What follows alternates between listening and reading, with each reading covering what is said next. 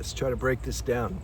Real love is coming from the soul. It's not coming from the body or the mind or lust or it's all these superficial things that we think love is. Ooh, she did this and that for me. Wow, I love her so much. Or he bought me this and that and he takes care of me and my family. God, I love him so much. That's conditional love. Stop doing those things and then see where the love goes. It's not real love. Real love is when your soul can't help but love the other person. I've already made a video on that. Real love is soul surgery. It's a good title. So, real love is something beyond our control and willpower. That love is forever. You can't do nothing about it. The same way that you couldn't control that love in the first place, you can't make it end either. It's always gonna love. But what's gonna change is that love, that frequency, it's housed in this car, this physical body. That's gonna change. That's gonna end. The season will end. You learn what you need to learn and then you move on, or the person dies or something. So the car is irrelevant. It doesn't matter how long these two bodies are together. Real love can be experienced in one day or a whole lifetime or anything in between. So this is important to understand. It's not like, oh, it ended, so it wasn't real love. You can answer that for yourself. Do you still feel that love in your heart for the other being? Well, did it end? There's a girl that, I was 15, so, I don't put a lot of credibility on that, but I haven't forgotten her. I can remember. It's like I remember that connection, that frequency. I'll always love her. The girl when I met, well, I can say it was my first real soulmate. That means you've been together in previous planes or lives before you met again. That was super strong, and I'll always love her, and I'll love the next two after that too that I had. That won't change. Just like I loved them when I first saw them. There was a love, and then it takes time to mature and grow in this new body. But the love was already there, so it's going to be there forever. Let's get a little cosmic. Let's say it's not like let's say there. It's what it is. Let's say there's just this one divine, this one flame. All right. There's God. There's formlessness. Whatever words you want to say, doesn't matter. There's a oneness. That oneness, because we need creation. The divine is creative, so it creates archetypes. You can call that like a frequency within this one flame, and there's different archetypes, different frequencies. From there, that frequency, you keep getting more trapped into matter, into density.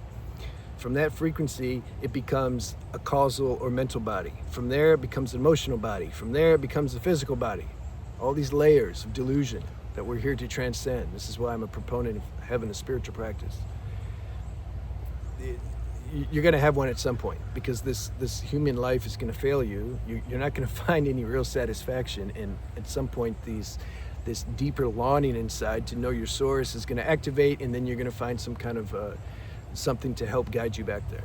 Okay, so when you meet somebody of your same archetype, that similar frequency, it's like you smell yourself. That's what consciousness wants to do. It wants to recognize itself while it's housed in all this delusion. See, I'm starting to make more videos like my spiritual channel now because I have to. Otherwise I get bored talking on mundane level all the time, So those who can tune, you're welcome. You're welcome to be here. Some just like the energy and the vibration. I understand that. You may not understand totally and can assimilate what's being shared here, but it doesn't matter. You recognize the frequency. Good, you're welcome to. The debaters and arrogant, ignorant people, well, you just won't last long. The energy field here will spit you out. I don't even have to do anything. But I wanted to say that this is why I'm making deeper videos, because I can't help it. So you take this oneness and it stepped itself all the way down into form. But you recognize this archetypical, this energetic lineage that you belong to. Because there's a relation, there's a correspondence. Those beings you have chemistry with, you have a connection with. And then once that gets, once you foster that and take care of it, it gets stronger and stronger. And then the love, it's automatic. The love grows, it's automatically cultivated. That love, it never ends. It'll keep growing and growing and growing. Even when this physical relationship ends, this love will continue. You'll meet again on the next plane, which is really easy to love then. You don't have all these desires and ambitions and insecurities and needs. You're just chilling on the astral plane, assuming that you got rid of most of your garbage here, so you don't have a lot of work to do there. It's more like a vacation from this life. You're like, I can breathe finally. And then everything's forgiven. Whatever troubles you had with your partner, you see each other in the highest light. You realize, wow, man, we were just doing the best we could. We were like locked in this human car and we're all messed up and running around with our head cut off, like trying to do all, thinking things are so important out here, and selfishness and all, like you see all that. The point and purpose though of human life, this is what masters do, they can see that now. They work on that now. I call it astral preparation. That means that you're already looking at all the stuff that normally you would automatically look at when you go to the next plane and do the review, so to speak. You want to look at that now. So if a relationship ends here, if that physical form, that bonding you had with that other form ends, it's okay. That's normal. It served whatever purpose it needed to serve here. It blew you open somehow. It activated some insecurities or shortcomings in you, imperfections, limitations. It activated that so that you could look at it. Plus you get to enjoy some nice connection, and then the season's over. When the season's over, it's over. You can't do nothing about that when the season's over. The problem is we get so addicted because the relationships, it's the ultimate drug, man. It's the ultimate drug on for the human experience, because so much chemistry gets released when you're, when these two frequencies meet and synergize, and whoa, all this chemistry in our endocrine glands that scientists aren't even aware of, the pineal gland and hypothalamus gland. Man, this body's the ultimate drug factory. There's no street drugs that can compare to what we have inside us. So there's certain situations and relationships that can start to unlock some of that chemistry, and when that starts to circulate through our system, man, we're high as hell. And then it ends, and then we're like, oh no, please come back. They're not coming back. They're not. When the season's over, it's over. You can't do anything about it. This makes you strong. This is how you make your heart. Those situations will make your heart strong. You'll grow. Because you're like forced to detox from this very high level experience and see that you're okay. You're okay without it. It's normal to go through the detox. Don't ever think that that's not normal. Somebody who says, oh yeah, I had a great relationship and it ended, we had so good, but when it ended, like whatever, go to the next one. Yeah, they didn't have any. That wasn't a profound relationship. Grieving is like part of the process. That's honoring the love that you felt. There's no way you can love somebody and not go through a grieving process. And don't ask, like, how do I get rid of it? You can't. It's like if somebody's dog or cat died and you loved your pet, and then you ask me, like, how do you get rid of it? How do I stop grieving? You can't stop grieving. This is the tax for being a human being. Just go through the process and grieve. Don't make it a problem or an issue. The mind wants to like escape anything that's uncomfortable. It's like ridiculous. Feel the pain. What's the big deal? You feel the pain. Talk to some people who are on the level, if you can find any, who can support you and say, yeah, the support means they're like telling you what I'm telling you. Like, it's okay, man. It's normal. It's normal. It's hard, but you're gonna be all right. Let's go to the movies or something, or, whatever. But it can last. It can last for a while. That girl that I met when I was 22, when that ended, man, it was a good year. It took about a year. It was like 6 months. It's super intense. It was just intense, man. all day, couldn't sleep at night, wasn't hungry, lovesick. I mean, it was hard. It was my first, like, really, like, man, just, like, I met her, I came to life, super strong sense of aliveness. It was just so great being with her in her company. And then it was like, it ended. Why did it end? It just, things end, you know? Well, because, like, she was doing that. No, he was doing that. And you see, I don't get into that. It ended because, like, it's supposed to end. And don't blame her, though. Be a man about it. You were with her. You were with her, period. Okay? Whatever she did or that you didn't like, you were with her, though. Like, you picked her. You chose her. She didn't force you to be with her. And the same with women. Don't play the victim role, guys or girls. It doesn't help. It's better you accept. You accept, like, yeah, I got hurt because, like, I was in an intense, very intoxicating relationship and it ended and I'm hurt. See, we like to blame the other person because then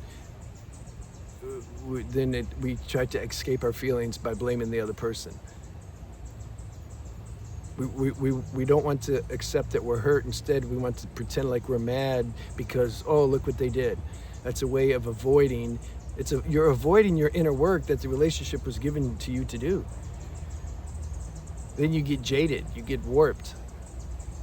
And then you won't attract that energy again this life, maybe, if you stay warped your whole life. Then you join these videos and classes and forums where they just bash girls all the time. And you feel a sense of camaraderie. Yeah, the stupid girls. Yeah, right on, man. Like, they're so stupid. Gives the ego a sense of empowerment, but really you're just too weak to, like, accept that, like, you're human and you got hurt. It takes a while to mature into this, but you will at some point because you got no choice. You just have no choice. It doesn't feel good, and you can feel it, you know. You don't win by being resentful and hateful and, like, talking shit about the opposite sex. It just doesn't work. The women are built the way that they're built. You're built the way you're built if you're a guy. And the two are pretty polar opposite on a certain degree. So yeah, there's going to be differences and problems and issues. But there'll also be a nice heavenly experience if it's real love. But you're going to have both because life is duality. You're going to have the heaven and the hell and then everything in between, and then you get a detox when it ends, and okay. Some don't end. Some don't end. I'm not saying they all end. I'm just saying if a lot of them end. So I'm speaking more to that. And it's no problem. It's no problem. It doesn't mean the love wasn't real just because it ended. That's what I'm trying to say. It doesn't matter. What's real is that synergy of frequencies that you felt. You know what it is.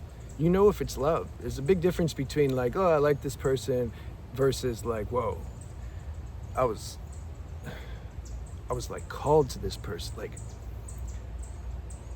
it just lights your whole being up. That's love.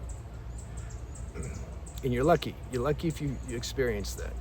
If you experienced it one day, that's a success. If you experienced it for 30 years, good, that's a success. They're not any better than you if you experienced it for one day. It's a different destiny, a different karmic situation.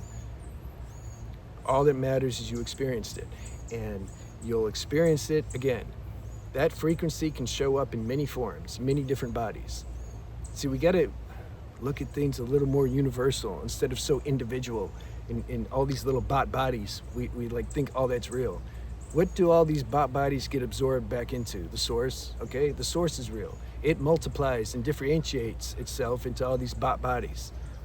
And like I said, the first projection is archetypes, which is just frequency. It's not a body, it's essence. So that energy, that frequency that took the shape of this particular body that you felt like you loved so much and that was connected with your soul, that can take another form, another shape. You transcend this individual consciousness, you know, like, oh, it's just me. Everybody thinks that. It's just me, and he thinks he's just me. He's him and she's her, and it's all delusion. Where is the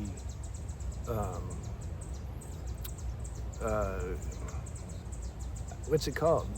Everything's, I'm trying to not to say the cliche word, all is one, but you realize that at some point.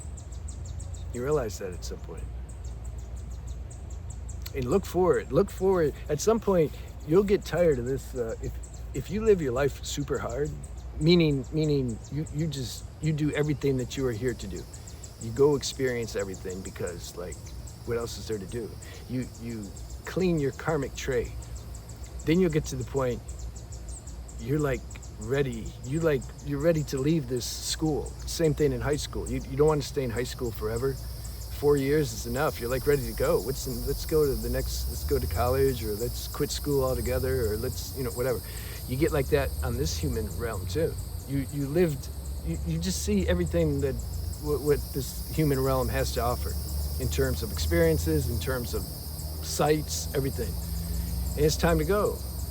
So then you just coast. You just coast. Like, okay, you got to wait for the natural expiration of this car, but you're chilling. You're more relaxed now. And then you start looking forward to the next plane. Much lighter body, less limitations. You can commune with another being like so much more nice. You can do that here too, if you're tuned and if you meet another being who's tuned. But there in the next plane, it's very easy. It's the natural way. It's the laws of that plane. This plane is more for growing. And it has its own advantage, being in such dense level. You can really have some strong experiences here. But I think I said enough. I hope it wasn't. Let me know if that resonated with you. If you had any questions, try not to leave too long of questions, because I have too many questions. I can't go through them all. But I have some books if you're interested. They're doing pretty good. The autobiography book, and the Preserving Your Sexual Energy book, and the plant medicine book, and the True Health book and spiritual books coming soon. It's being edited. All right, I'll see you guys.